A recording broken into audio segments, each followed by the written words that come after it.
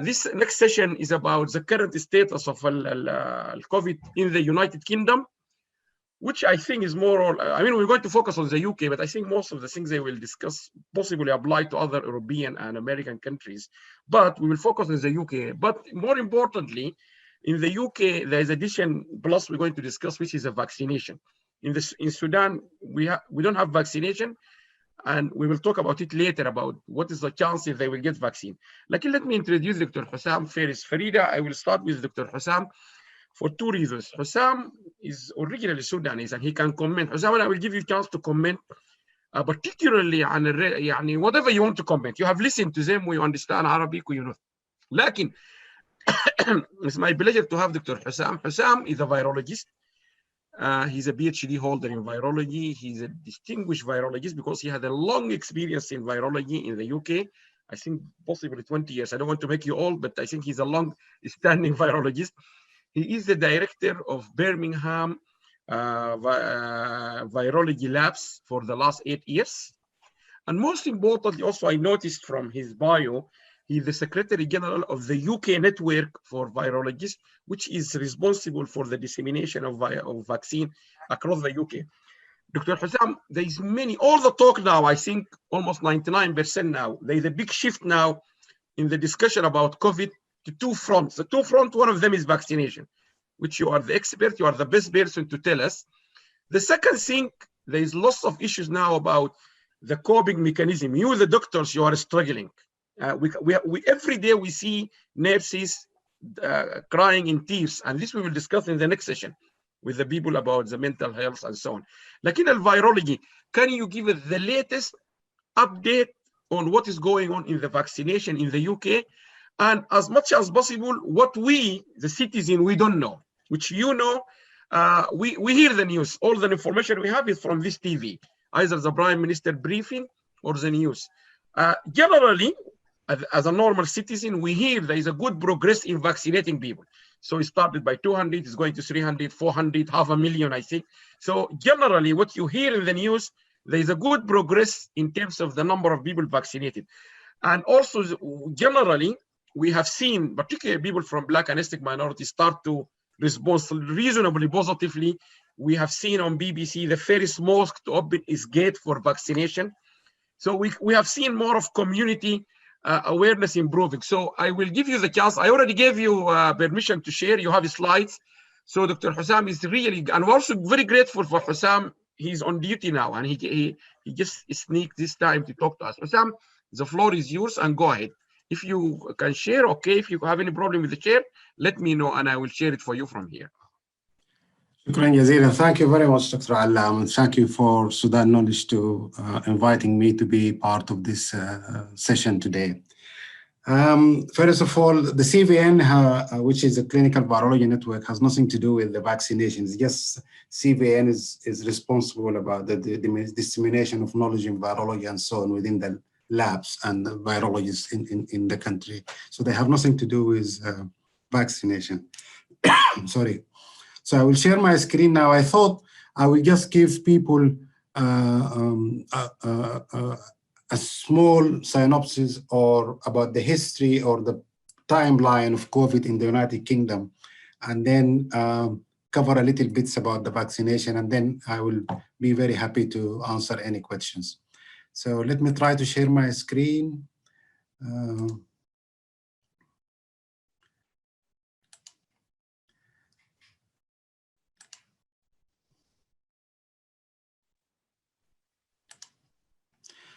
Okay, can you see that, everybody?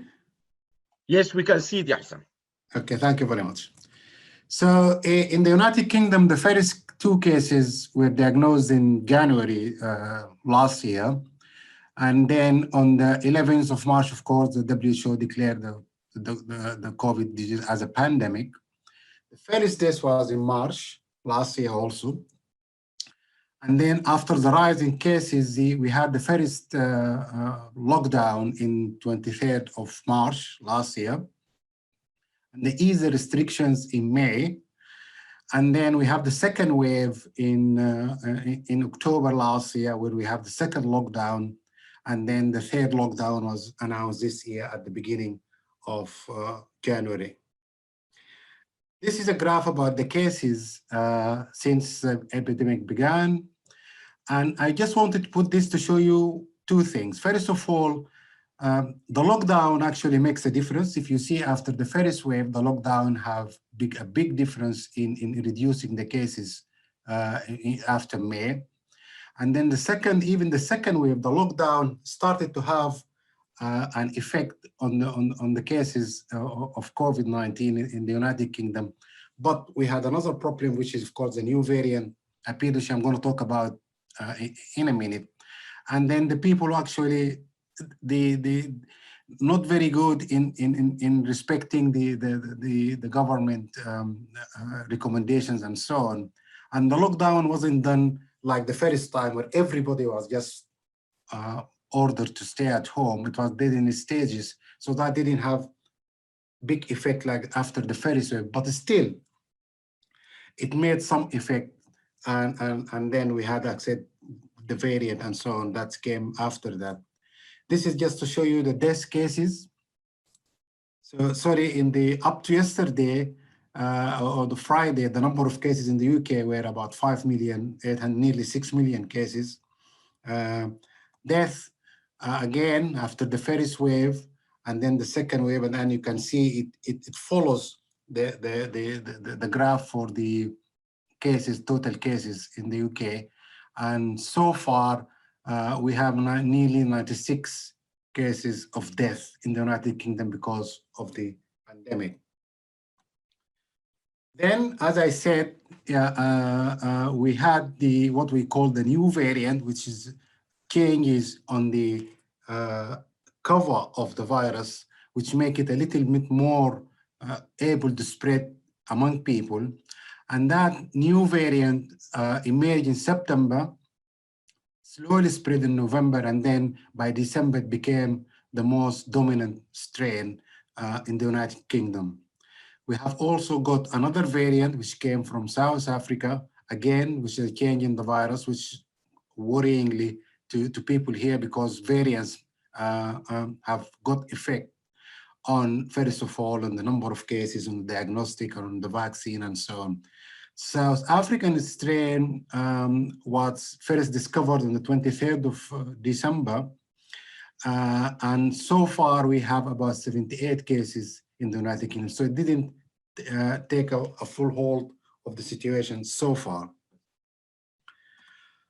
And this just to show you how this strain or the variant became the dominant one. As you can see, the dark colored are the ones which are due to the new variant, and the light color are the ones which are the old variant. And you can see the new variant became dominant at the end. It started from November, and by now it's about nearly 76 or 78% of the cases are due to this new variant.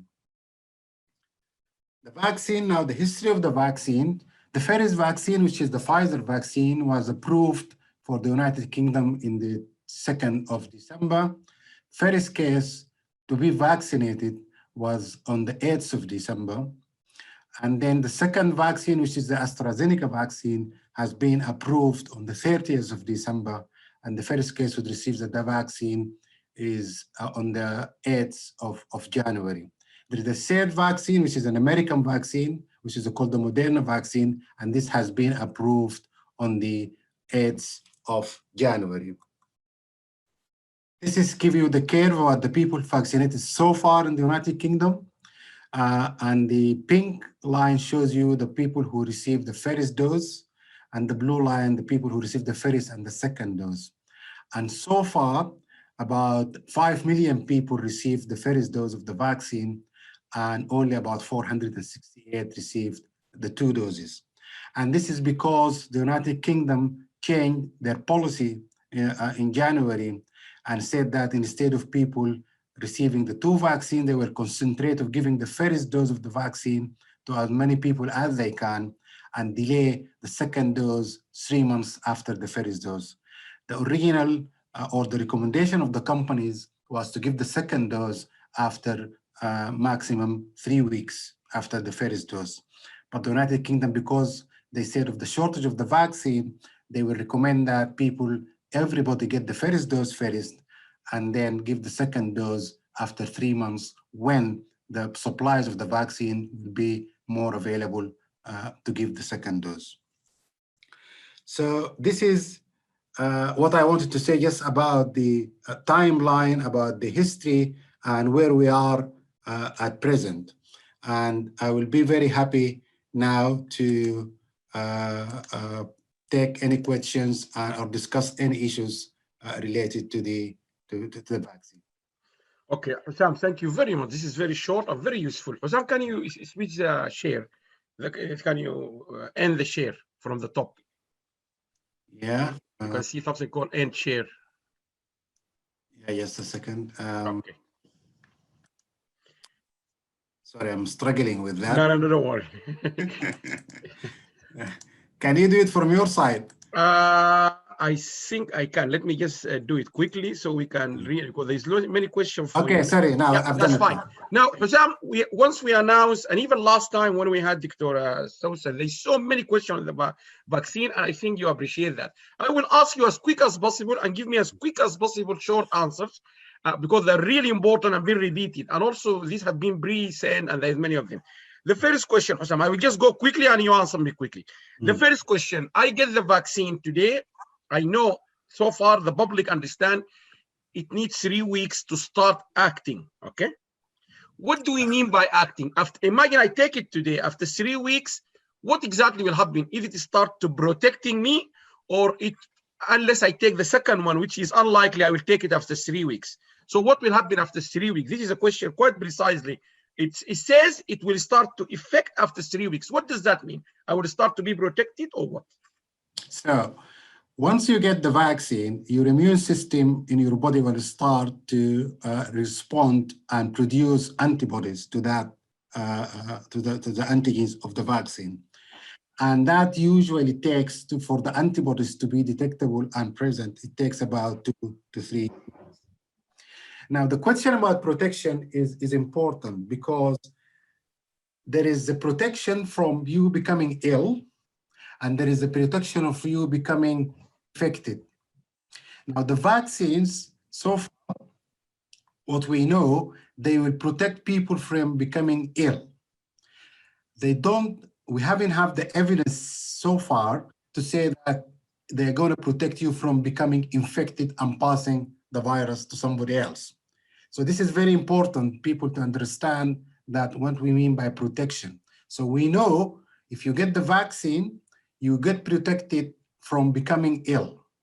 But we don't have the evidence as yet to say that you're going to be protected from getting infected in the first place and passing the infection to somebody else. Now, the question about the first dose and the second dose, the companies, for example, if you get the Pfizer company, they say for people to become fully protected from becoming ill, they need the second dose after 3 weeks. Now, their data shows that after the first dose, only about 52% of people will become protected. The AstraZeneca one says actually even after the first dose, about 90% of people will be protected. So the companies saying they are not very sure about the protection after the first dose, while the government says the data, even if you don't get fully protected, producing antibodies and so on, the other arm of your immune system, which is what we call the cellular arm of the immune system, still become active and it will protect people. That's why they decided to give as much as they can of the population the first dose, and then delay the second dose for 3 months instead of 3 weeks.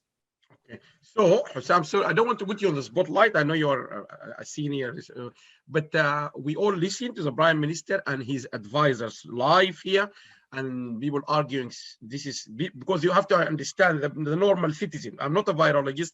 The normal people, they feel or they felt that the government is compromising because they don't have enough. Although if they don't have enough, where they can get it, which you have to be realistic. When that advisor said from 3 weeks it will go to 12 weeks, people felt unassured it is compromising. But now, shall I take it?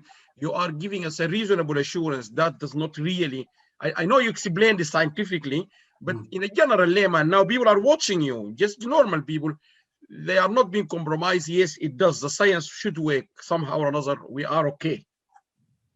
So yes, so there is a little bit of debate even among the scientists. Some people think by delaying the vaccine for 3 weeks is not very good. For 3 months is not very good for the population. And some people say no, actually it will work.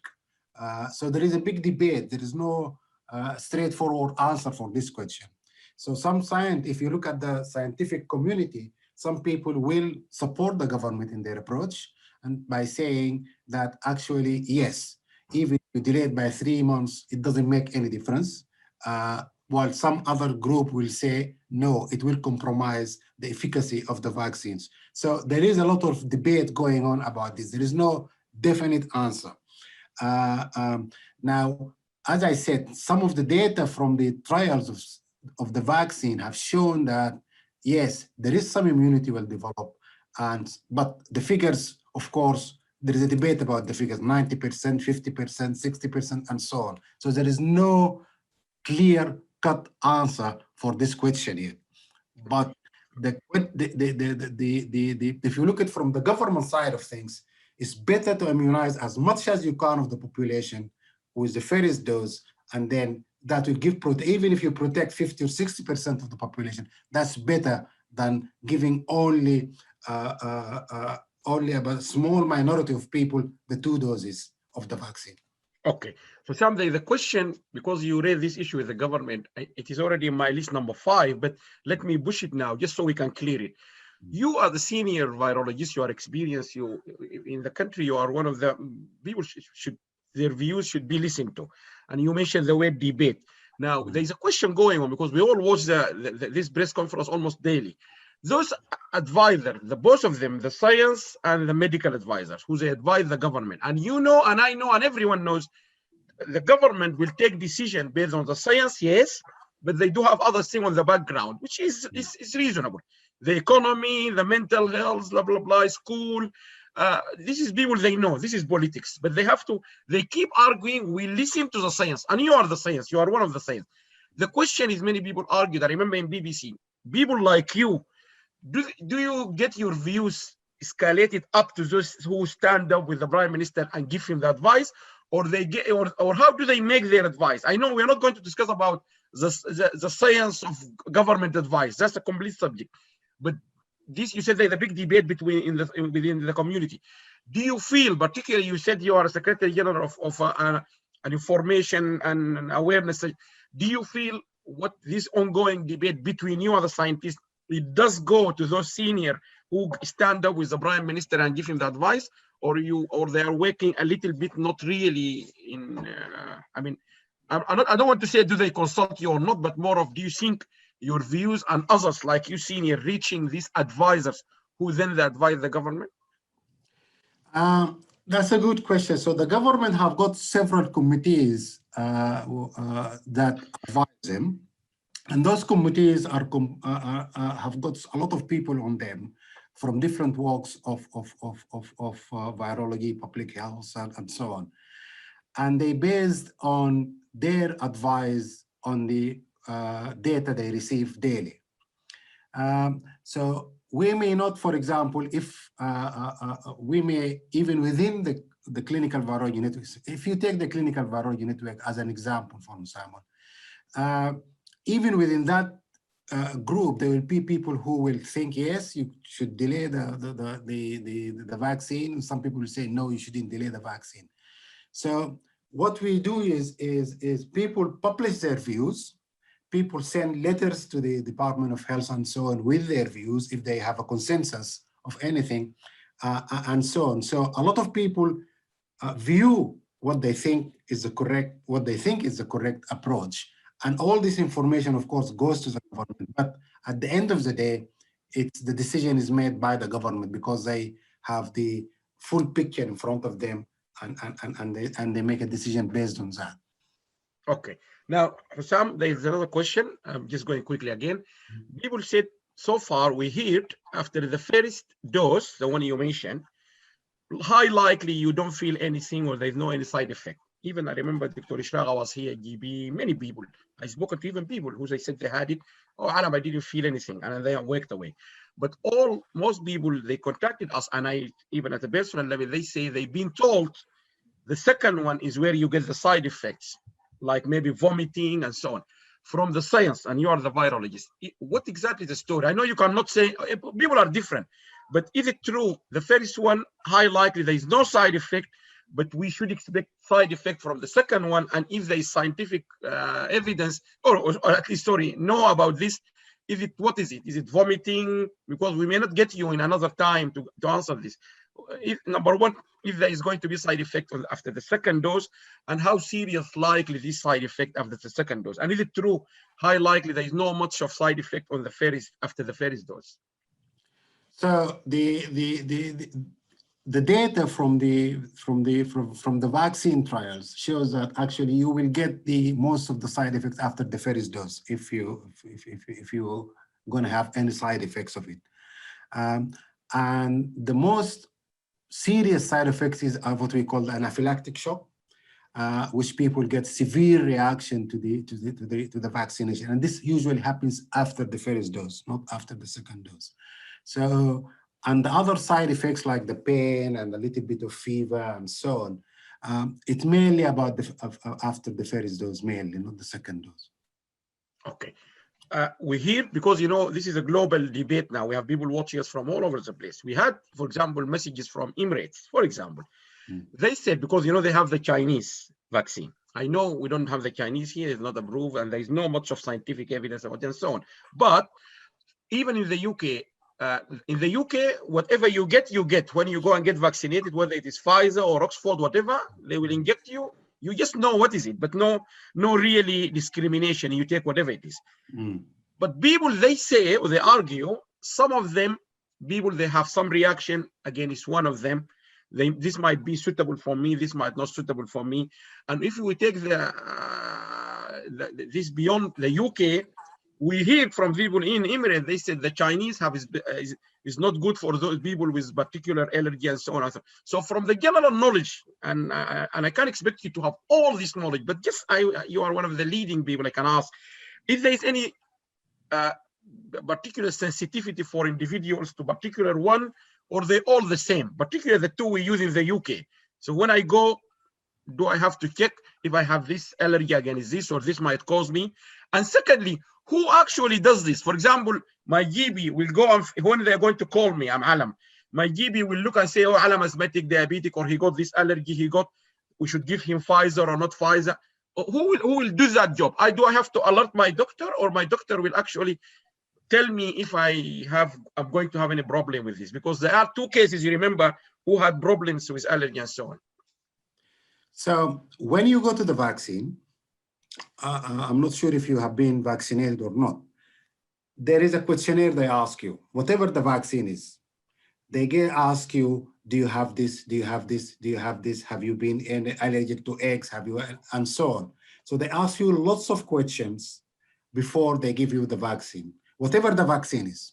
So you will be asked before you get the vaccine. If you say no to everything, then they will safely give you the vaccine. So it doesn't matter which vaccine it is. You will always get asked those questions to make sure they are not going to give you any harm by giving you the vaccine.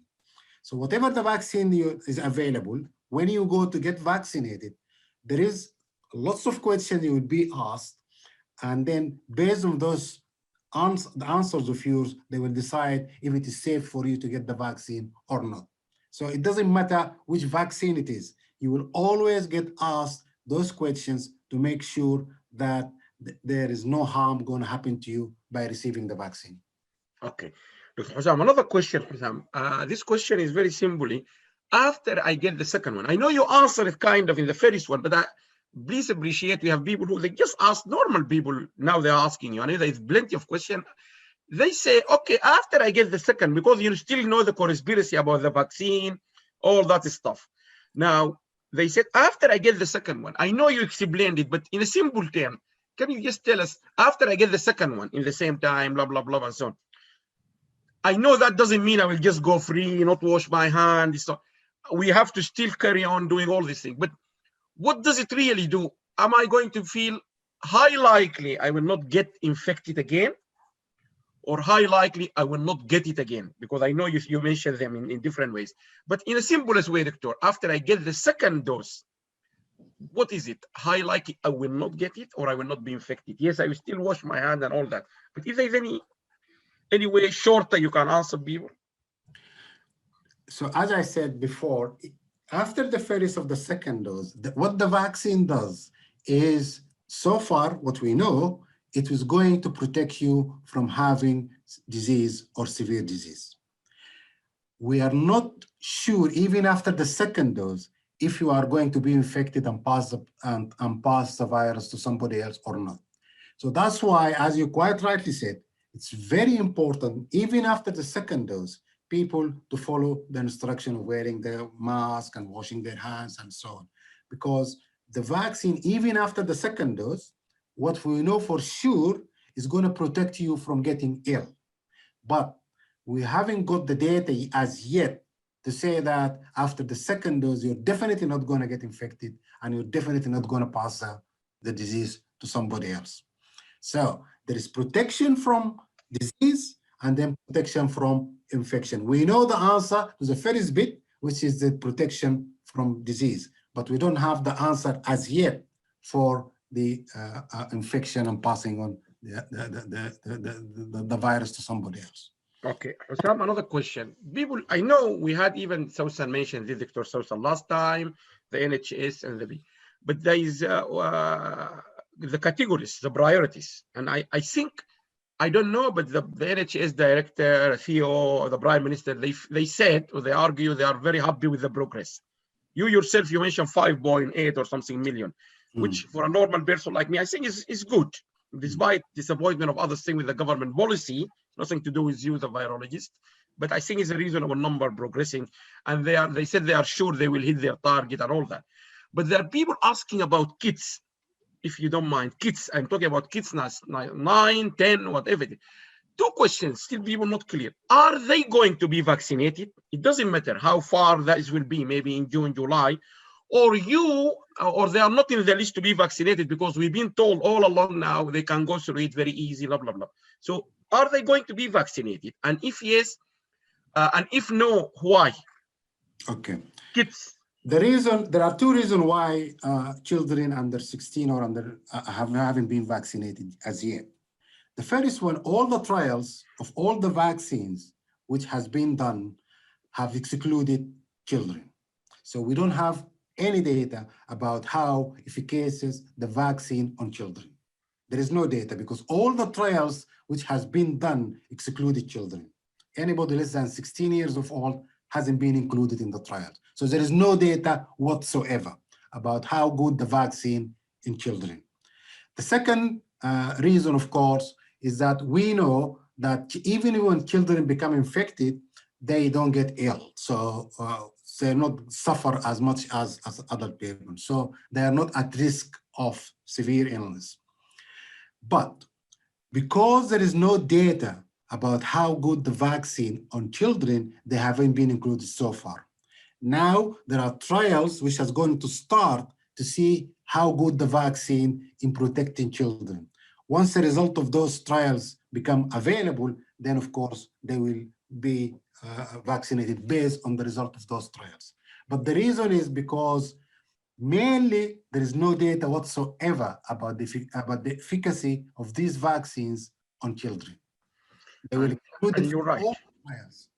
And many of the pediatricians and the doctors, we asked them, they said, fact from hospitals, very little number of kids, and many families, they said their kids got it and left. Now, the question I was supposed to ask with that government, the Prime Minister said it on the TV 2 days or 3 days ago. He said, now there are some evidence is start to show, and this is the Prime Minister, he definitely taking this from his advisor. Some evidence, he said, not strong evidence, but some evidence now, this new variant is more deadly. That I think is the best way to use it. And you mentioned about the South African version and whatever other version. You are the virologist expert. This vaccine, as far as you know, whatever we are taking, Pfizer, not Pfizer, are they geared to protect us from these new variants, or the South African one, or the one which is the Prime Minister himself said is more deadly, or we're going to wait for another start of trials and all that?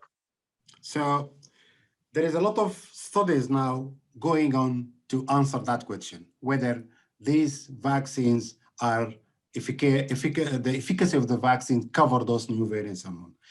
There is some reports coming out in the literature now, very few reports coming out, which says, yes, it does protect against the variant. So even people who are infected with these variants are going to be protected by these vaccines. So there is a little bit of data coming out now in the literature. There are 3 or 4 reports that I just come across just in the last couple of days, which shows that, yes, vaccinees are going to be protected against those variants.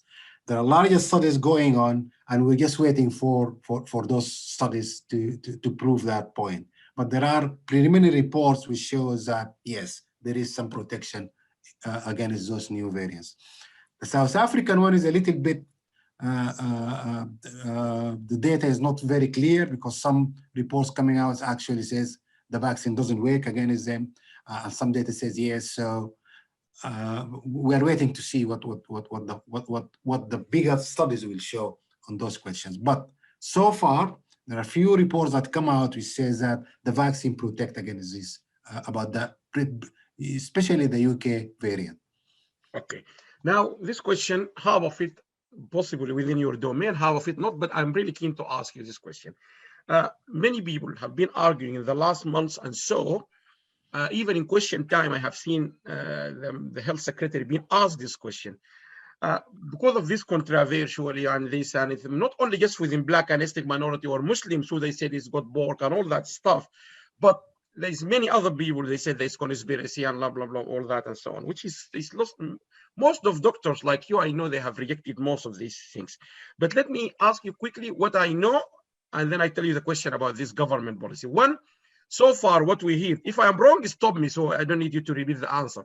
One, this vaccine has nothing to do with any data or chip or anything. Technologically, or the way it's being manufactured, it does not have any of that stuff. People argue, some people argue I'm promoting it. It will take your data, they have a chip, they put it, and there's nothing there. One. Two, it does not have any components or anything to do with pork or any non-halal. Excellent. No. Number three, there's no, as far as you know, I have spoken to many virologists, they said there's no conspiracy. I mean, for me, I'm not a virologist, but conspiracy from where? From Belgium, from America, from China, I mean, are we conspiring against it? So there's no any conspiracy you're subscribing to, you? No, none of them. Definitely not. Okay, so given all that, doctor, and you are, again, this is, you don't need to be on the spotlight, but many people have asked this question, particularly with the bad breath. We have seen the London mayor supposed to be taking it, but the picture was in the social media, because you remember, you have to understand the severity of the social media is not actually real, according to the social media. And the mayor himself should have come forward and say, oh, that was real. I know you are not here to respond on behalf of the mayor of London. What her name from New Zealand, also she has been shown as being taken the injection, it wasn't real. But most importantly, people said, okay, fine, why not the prime minister and the health secretary should be injected in front of people, like in the press conference, they will inject him. I know you are not here on the behalf of the prime minister or the health secretary, but to what extent you think this will add value to spread the message and strengthen the message and the science you are arguing? We have seen last week, which was very good, one of the imams in mosque in Birmingham, they opened up the mosque. I think it's Birmingham, where you are there, I think so. Yeah. Which I think I commend you, not you personally, but because you are the director of, definitely you and the people with you, I think you should be commended, because you should have, it makes sense. You should have, you had some impact on that. So the first mosque to open the door and the imam is injected and he gave a message, was broadcasted live. It's very assurance to Muslim, ethnic minority and so on. To what extent you think if the health secretary or the prime minister inject himself in front of people, like the same like that imam in Birmingham, will add lots of emphasis of stopping all this saga about anything? Because the health secretary, just to remind you what he said, He said, yeah, but there is a priority. I don't want to take a priority of someone. But in this case, in many people, they will say, yes, we're not asking you to jump the queue, but if you take it in front of others, you will shut the mouths of many people who are making the conspiracy. So I just wanted to ask you your personal point. You don't need to be here as a virologist, but you're someone campaigning to get these people to get injected, and you believe in this is the only solution. What if you don't want to comment? It's up to you. I accept it. But what can you say if you would like to? So you see, around the way, a lot of leaders getting, Joe Biden, for example, get vaccinated and so on. So you see that a lot. And it makes a difference because it really convinces people that if the prime minister for whatever is taking it, then, but these are politicians. And politicians, they will think, if I get vaccinated, people will attack them. They will say, you are jumping the queue. Why? Just because you're the Secretary of Health, you get vaccinated. So they look at all these things and wait, what is the best way to go about this? And I really don't envy them, because if they take it, people will say, why is he taking it? Is he better than me? Why should he take it? If he doesn't take it, then people will say, oh, he's not taking it, I'm not taking it. So it is a debate, and I'm sure their advisors will have told them what to do. I think it makes a difference because the layman will see, if they see somebody who's very senior and so on taking the vaccine, will definitely take it and so on. But I think they're also worried about getting attacked from other parts of the society about saying, yeah, you are jumping the queue and so on. So I don't know the answer, but I think their advisors would have just told them to do it or not to do it based on. Okay. Husam, I know we taken too much of your time, but you can appreciate. But I will try to stop here. Ask Ahmed. Ahmed, do you have any questions? I know you have, but if there's any, I have tried to select the main K one, which is being repeated, Husam. But let me see from other channels. Ahmed Daim, if there's any question you think quite burning, because we can't keep Husam for a long time. Yes, of course. Go ahead, ask. Yes, I believe you've answered this anyway, but just as a confirmation, the question is, has the South African variant been detected in the UK? And that question is coming from Dr. Ishraqa Awad, GP in Oxford. Yes. Husam said yes, I remember. Yes, we have about 78 cases so far from detected in the UK who is infected with the South African. And they're mainly people who came from South Africa. But so far we have 78 cases. Oh, perfect. Thank you very much. No more questions. Okay, Dr. Husam, I'm sure you appreciate. I'm sure you are fully aware about the issues to do with the ethnic minority and Black and ethnic minority in particular. There's lots of issues when it started. This COVID we are more affected than the others because of whatever the color, the skin, the vitamin D deficiency, whatever it is. But there have been lots of campaigns to try to clear this one. The government did its part, but I think we have seen some improvement. Communities that start taking it. I mentioned the mosque in Birmingham. We have one in East London also on the TV yesterday or 2 days ago, also opening their door, vaccinating people and so on.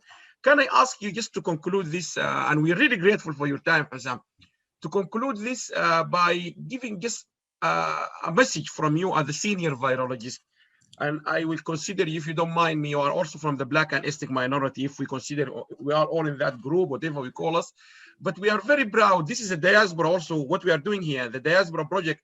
We have people from all over the world benefiting from this project, from Jamaican, African, whatever it is. Can you just give a message to push more people to get this vaccine, or to clear, given that you are a senior, you are expert in virology, but also you belong to us, the Black and ethnic minority, if you like. What is your message? Just a short, strong message.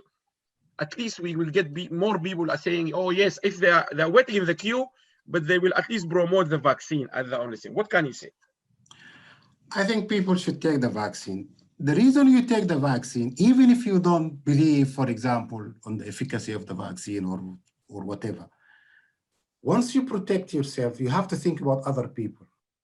You have to think your immediate family. You have to think about people who are vulnerable from this disease. So by protecting yourself, you're protecting them. So it's not just an individual decision. People should get vaccinated because this disease, we have seen the effect of this disease. We have about, as I showed you in the slide, so far in the United Kingdom, about 98 or 96 people died since this disease started in January last year. So the effect, and now with the third wave, hospitals are full, ITUs are full, people are really suffering in coping with this disease. And I see that every day in our hospital. So it's very important for people, whatever your background, whatever you are from, to get vaccinated and protect yourself and protect other people in your community and in your household. So it is very, very important. And if anybody doubts what does disease do, just look at the numbers of cases which have been reported daily in the media and everything about the people who are in hospital, the people who died, the people who are in ITU, and so on, to just realize how deadly this disease can be. And this, I think it's very, very important to get vaccinated, to protect yourself, and to pick people who are close to you and people in your community. Dr. Husam, wallahi, you can appreciate, and even this will affect, but we're really trying. Let me get Dr. Yusuf from University of Jazeera from Sudan. You go ahead, Doctor. I'm giving you the priority of others because we have to serve you first. Go ahead. Okay. Dr. Yusuf from Faculty of Medicine in Jazeera University, Sudan. Okay. شكرا بروف علام. دكتور حسام مشكور جدا على التوضيح about the vaccination types, حتى الكونفليكت about the first dose, the duration between first and second dose. طيب زي ما عارف في السودان السيتويشن ديفرنت شويه لحد الان احنا عشان نصل لموضوع فاكسينيشن ده ريليتد بيت اوف تايم. في كويشن اباوت ان الناس يعني اللي بيجيهم الاتاك يعني كوفيد فور فيرست تايم سكند تايم ثيرد تايم دي الاكسبلانيشن بتاعهم بالنسبه لنا كيف؟ هل هم زي didn't get antibodies against virus والديوريشن المحتاج انه to be protected for how long? Yeah, like me, and I've been infected 3 times. The first wave, then now second wave. 3 times infected. Dr. Hassan, if you don't mind, can you translate the question before you answer it, please? Okay, the question was about reinfection. People who have already get infected at some time, and then they get reinfected again after a time. And the question is, how long did this immunity persist from the first attack? And how long these people could be protected after the first attack. And if there any chance of having long-lasting immunity or not. So of all the studies has been done, have shown that the antibodies, which is one arm of the immune system, they persist usually for up to between 3 to 6 months after somebody get infected. And then they decline. They don't get detected after that. And that's why some people get reinfected again after that time, because the antibodies have declined after the first one. So, and there are lots of reports about, in the literature, about people getting reinfected after the first time and then getting reinfected again after the second time, for the second time. So yes, there is evidence that antibodies don't last forever, and they decline after 3 to 6 months after the first infection. But even if people get reinfected, it's just like the vaccine. Even if you get people reinfected again, they usually have mild illness compared to the first infection, because you get, even if there is no antibodies, you get still some protection from cellular immunity, like T cells and so on. So you get those, would provide you with some infection. So that's why people don't get a severe illness after in the second attack. But antibodies, yes, they don't last long. And that's one of the things about this virus, is that which has been noticed, that the antibodies actually don't last very long time after the ferris illness. Okay. Dr. Defa, do you have any question, or shall I give? I'm just trying to give you priorities, those from Sudan. Do you have any question, Dr. Defa, or shall I go to Dr. Do you have any question, Dr. Defa? Yes, I have one. Ask, go ahead. الصوت يا دكتور. Here. Although we don't have vaccine in Sudan, but I am asking whether this vaccination be given to pregnant ladies and those who have chronic illnesses, like those with dialysis and chronic kidney disease, those with chronic disease, they have the priority of being given the vaccination. This will be applied for some countries like us. So who are the more vulnerable to get the infection or to get the severe disease, those one should be vaccinated first. So I have two questions. Are the pregnant ladies can be vaccinated? The second question, if the country have limited resources, so the most vulnerable, the more elderly, and those who have chronic diseases should get the priority. Thank you. شكرا. دكتور ضحية من from الفاشر hospital. يلا دكتور حسام. Yes. Okay, so first of all, the question about the pregnant ladies. So pregnant ladies, people who are breastfeeding were excluded in all the trials of the vaccines. So all the trials that has been done around the world, pregnant ladies have been excluded. So there is no data on pregnant ladies. Now, in the United Kingdom, there was a change of policy recently. While pregnant ladies have been excluded from vaccination, now what they are saying is it should be risk assessed. If a pregnant lady should want to be vaccinated, she should be risk assessed to see if she has a severe illness or whatever, and then given the vaccine accordingly. So they are allowing it, but after doing risk assessment. And the reason they have been excluded, as I said in the beginning, because there is no data on the vaccine trials that included pregnant ladies.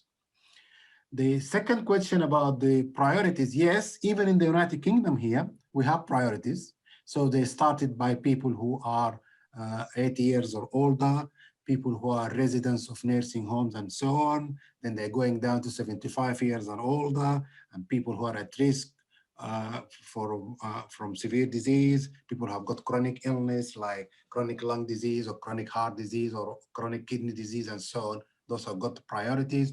So they have a list going down 80s, residents of nursing homes and so on, then 75, then people at risk, then they're going down to 70, 60, 50, and so on. So they go going by age. So they have priorities for vaccination. Inshallah. شكرا يا حسام. We're planning يعني at some point you and others to make them available to answer question directly with all these people in Sudan and other developing countries, not necessarily. We'll take a last question, Hassan. I know we take even the time, but I think it's important. Mahir Hamad, I think there is a question here. This Dr. Mahir Hamad, I think. If you are still there, you can go ahead, yeah, Dr. Mahir Hamad. Mahir Hamad, I remember you raised your hand. Assalamu alaikum, ya. عليكم السلام, تفضل. Just maybe you have answered those questions, but I joined a bit later. Okay. One of there are two things. People who had the disease itself, will the immunity, obviously, like what we said, the recent report, which is especially when they have that in Newcastle, 3 to 6 months immunity, will this protect them against the new variant, the natural immunity? This is the first question. The second question, the dispute. I'm still not convinced about the government decision of delaying the vaccine for up to 3 months. I think that there's no convincing data to support that. And I don't know, most probably you have answered that earlier, but if you have answered, I don't want you to repeat the question. I could just search this later, but I don't think that is, there's no convincing evidence. And the third thing, just I want to, and this is just a plea to everybody, they should have the vaccine, because this illness is really one of the worst illnesses. I spent 10 days in hospital with that. I almost lost my life, and I encourage everybody to go and have the vaccine. And Bahir, I believe you are a consultant, right? I'm a consultant in acute medicine and the clinical director of acute medicine in James Cook University Hospital. Thank you very much, Bahir. Yeah, this is also another strong, you can see another strong, this is a consultant also telling you, and alhamdulillah, you're okay. Now, Dr. Husam, if you can answer this question, plus, if you don't mind, Husam, just to conclude, tell us if you have answer about the Russian vaccine and the Chinese. And I've been told there is 4 types of vaccine from China. I know last time we asked one of your colleagues here, Dr. Atabani, he said there is not much published about the Chinese one, so we don't know. If you don't know, don't worry, just conclude that your answer to Dr. Mahir with this, if you have any answer. Okay, the question about the natural immunity, whether it's to protect you against the variants. Yes, as I said, there is a lot of studies going on, and we're waiting for the answers to those. But so far, there are few things come out which shows that yes, even the vaccinees or the people who have natural infection should be protected against the new variant. But we are waiting for, as I said, further studies to come out about that. Okay. But the preliminary data is very encouraging. Now, the question about the Chinese, there are 2 Chinese vaccines which has been actually in use. The first one is called Sinovac, and that vaccine has gone through trials in 3 countries, in Turkey, in Indonesia, and in Brazil. The results from the Turkey have shown that it has got an efficacy of about 90%. The results from Indonesia have showed it's got an efficacy of about 65%. And then the results from Brazil a little bit conflicting, because the first data that came out said that the efficacy is about 72%. But they looked at the data again, and now they're saying actually it's not 72%, it's only about 50%. So there is about conflicting reports about the Sinovac, which is one of the Chinese vaccines. The other vaccine is called Sinopharm, and that vaccine have got through trials in China, and they said it has gotten about efficacy of about 86%. And then there are some trials being done in the United Arab Emirates, and they show that it's actually about 86%. So also there is a big difference between the 2 trials. Now, both vaccines are different from, in the composure of the vaccine is different from the ones which has been done by AstraZeneca and by Pfizer, because they are dead virus vaccine, which is a killed virus used as a whole to vaccinate people. So as I said, there is a conflicting report about how efficacious these vaccines from different trials which has been conducted around the world. The Russian vaccine, which is called Sputnik vaccine, is similar to the vaccine which has been done by AstraZeneca. It's a recombinant virus vaccine. And there is a lot of debate about the data that came out of the trials with those vaccines. The Russians claim it is about 91% efficacy. But a lot of people are doubting that. Now, the 3rd phase trials are going to be conducted. This is a preliminary data from the Russians saying that after the preliminary analysis of data from the 3rd phase of trials, it's about 91%. but the final data will come out in May this year about the said vaccine. But the vaccine is widely now spread around the world. A lot of countries now are using that vaccine, but there is a debate about how the efficacy of that vaccine, the Russian vaccine. Now, one of the vaccines which is also going to be in the market soon is from Johnson & Johnson. And that vaccine is going through the third phase trials. It's been very good data coming out of that. And the main thing about this new vaccine is that you need only 1 dose, because the data is very encouraging. You don't need 2 doses of the vaccine. You need only 1 dose of this. So if that turn out to be the results which is expected by the end of this month or early next month, if the data was very supportive, then that will be another milestone on the development of vaccines for this virus. شكرا يا حسام. Thank you very much يا حسام. I know you are on duty and we are very grateful, but you can understand. يعني أنت طيب ونحن نستاهل زي ما بقول. شكرا لك جزيلا يا حسام. Thank you very much يا حسام. حسام is the director of Birmingham labs for virology lab for 8 years. He is a very senior virologist. He got a PhD in virology and we are very proud of you حسام.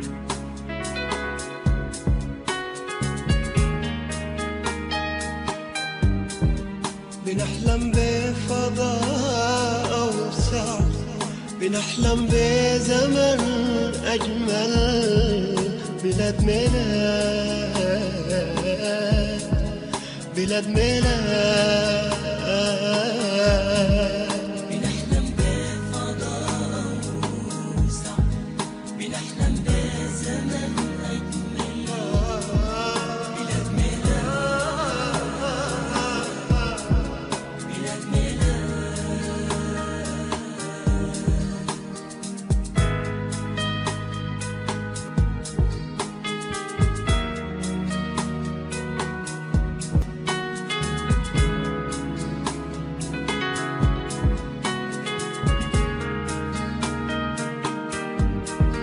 ممتد لحد حدود